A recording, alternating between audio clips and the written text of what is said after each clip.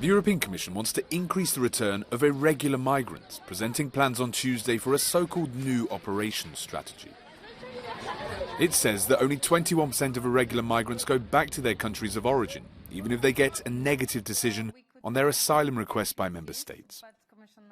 It's necessary that immediately after, member states need to do the readmission request for that country, so that they can have the decision, so that we can actually fly these people back to the country of origin. That's why it's so important that we work together. Member States can't solve it alone, but Commission can't solve it alone either. The European Commission is concerned that last year there were 924,000 applications for asylum, an increase of 50% compared to 2021.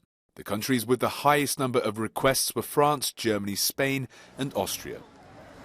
Some member states argue that the problem is not all of them are entitled to international protection and put too much pressure on the asylum system. Considering they're economic migrants, a network of NGOs say there are other solutions.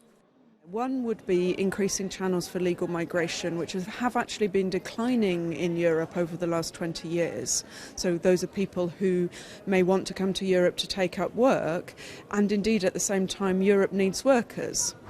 Brussels says it's willing to increase its work with countries of origin that respect human rights. But Bullard says it would be better to focus resources on cooperation and development.